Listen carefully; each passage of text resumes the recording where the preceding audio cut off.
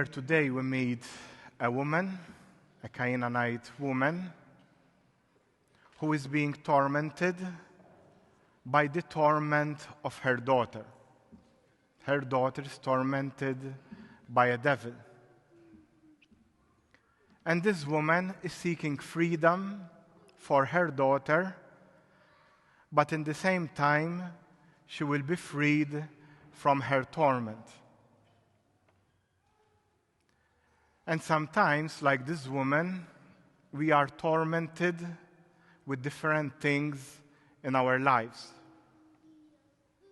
And sometimes these torments come to us either before we sleep at night, or early in the morning, or while we are praying, or alone driving the car.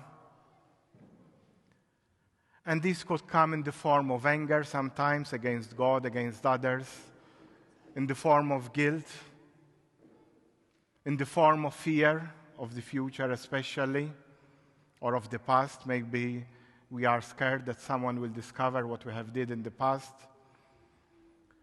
And most of the time, these torments create in us a certain level of anxiety. And I wish that each one of us today, right here, right now, will acknowledge what might be some of the torments that we have. Because once we acknowledge them, we can then seek for healing. We can seek for healing wherever it's needed, like this Canaanite woman. So let us take a moment now, and each one of us here, and also those who are following us at home, for a second acknowledge his or her torment. What is tormenting me? What might be some of the things through which I can sleep during the night? Maybe my family, my friends, my work, my health. And if we dig deep into these torments, we could learn that there might be different causes. It could be myself, the cause of my torment. For example, through sin, through error, through fault, or through lack of self-care. For example, if my torment is I can't walk fast as before because I had added a lot of weight, I shed up weight, I'm obese, the fault is myself because I'm not taking care of myself. Sometimes, rarely, but sometimes it could be the torment of my lack of happiness is God, because He wants me to grow in trusting Him. Sometimes we are tormented also by the evil one, especially through temptations. What's a temptation? A temptation is a desire that is created in our heart, normally as a way of escapism, that might lead us to go astray from our ultimate aim. Let's take an example. Imagine someone is married, but for a short period of time, he has difficulties with his partner, husband or wife, and that person is tempted to seek love with someone else.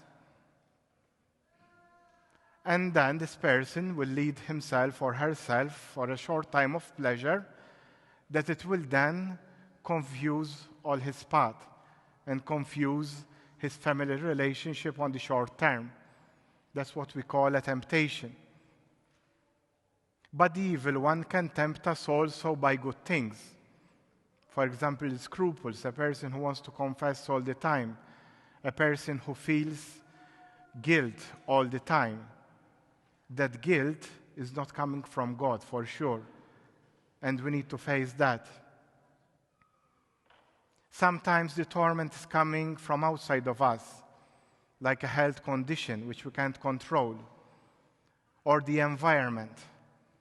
For example, we live in a place, either at home or at work, where there is unhealthy anxiety, where there is hatred, where there is rage, envy. This negativity can torment us and confuse our freedom. And today's gospel is calling us for freedom. It's calling us to seek God's freedom. And before explaining the gospel, it's important that we understand what we mean by freedom in Scripture.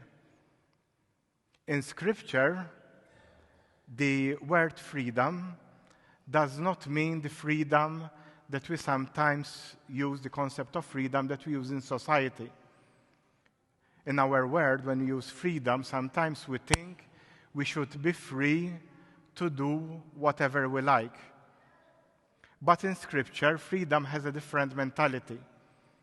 In Scripture, according to Scripture, we need to free ourselves from anything that does not belong to God, including our desires, including the mentality of the world, so that we will be free to do God's will. And once we understand that, we can understand better what happened in the gospel today.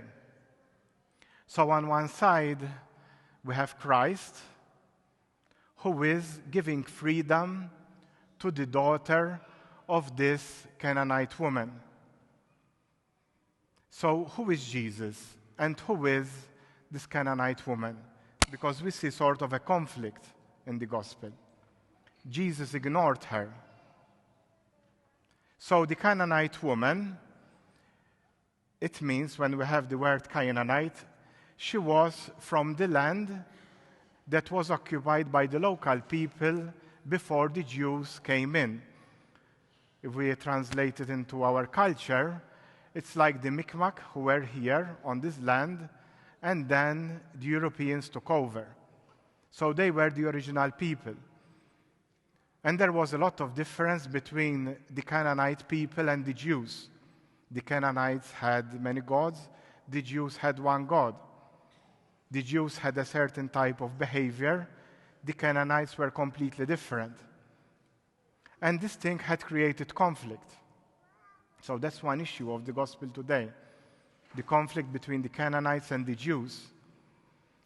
And the question is why Jesus used these strong terms against the Canaanite woman when he told her it's not fair to take the children's food and throw it to the dogs. This gospel is found only in Matthew. And Matthew, the audience of Matthew, were the Jews. It's not like you, Luke, who was writing for the Gentiles. The Gentiles means the people who were not Jews, who were being converted. The problem of Matthew was that he was treating with people that had difficulties to accept people in their midst who were not Jews. And this battle has been going on for quite a long time. In fact, we read the second letter to the Romans, where we speak, St. Paul says, now I'm speaking to you Gentiles. So Paul here is writing to the Gentiles, and historically, the letter of the Romans was written about 20 years before the Gospel of Matthew. So Matthew is dealing with a conflict that was in his community. So everything that is written about the Canaanite woman is intended not to put down the Canaanite woman, but to help the Jews convert. And let's see how this woman was able to get freedom from Christ. So this woman, first of all, she acknowledged the problem. She acknowledged she had a problem, like what we did in the beginning of the Mass. Each one of us acknowledged his or her torment. Then she desired freedom. And if we want to be freed from our torment, we wish, first of all, to desire that freedom, because God will let us free to decide or not whether we want to be freed or not. In fact, even before performing certain miracles, Jesus asked them permission. He didn't go, for example, and cure the blind. He asked him, do you want to see again? So we need, first of all, to desire this freedom. And then, as this Canaanite woman, we need to have faith in the Lord. have faith in him that he will save us, that he will give us what we desire, if what we desire is according to the Father's plan.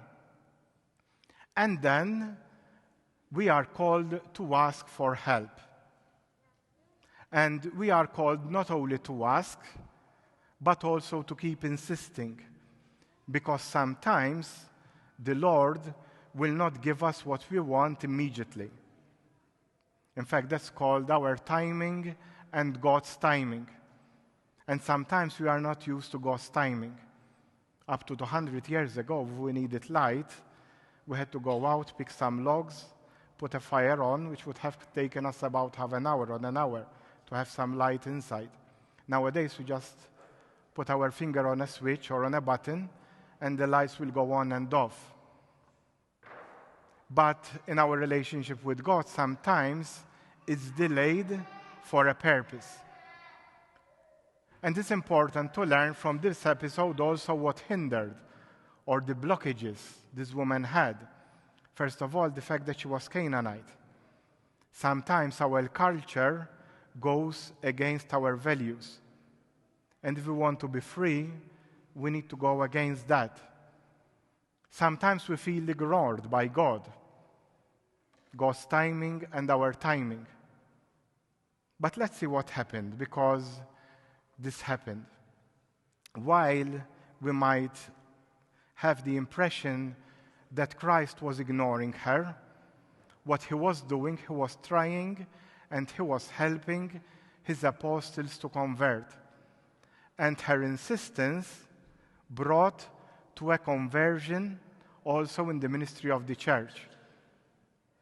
And sometimes God's delays are not his denials, but his delays are for a greater good. And that's what happened here today. And there was also another difficulty, the mission of Jesus as intended by the Jews. Here, the gospel speaks about the lost sheep of Israel.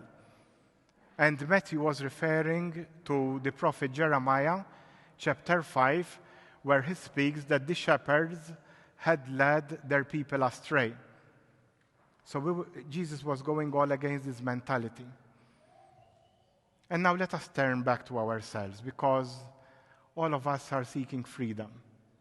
All of us are tormented in some way or another, and we need the healing that is suitable for our torments. Because sometimes we seek freedom, we seek the cure in the wrong place. If I have a headache, I don't go to the pub, I go to the pharmacist. And we need to find the cure that is needed for our torments. And in a few seconds, I'm going to explain the cure for the causes of all the torments we mentioned in the beginning of the Mass. If the cause of my torment is myself, because I'm lazy, because I'm not taking care of myself, the cure is that I control myself and act on what is going wrong. If I have 40 pounds of extra weight, God is not going to make a miracle and shed 40 kilos out of me by tomorrow morning. But I have to make an effort not to put food into my mouth, and the weight goes down. Anyone agrees with that? If the problem is God, if God, because he wants to teach me something, he is not allowing me to find that peace, I'm called to seek perseverance, and ask God to give me perseverance. If it's the evil one, through temptations, or through scruples, or through thinking which does not belong to God, I have to react and act against those temptations. If it's my health, which is my torment, I need to ask God for the gift of patience, because some things I can't control them. And if I try to believe that if I will have the expectation of not being unhealthy, it might lead me to frustration. So I need to ask for patience if my torment is my health. And at the end, if my torment is coming from the environment, if I'm living in an environment where it's contaminated by unhealthy anxiety, by rage, by hatred, by envy, I have two options. If possible, I change that environment, because we are not called to be martyrs. If it's not possible to change that environment, we need to trust more in God.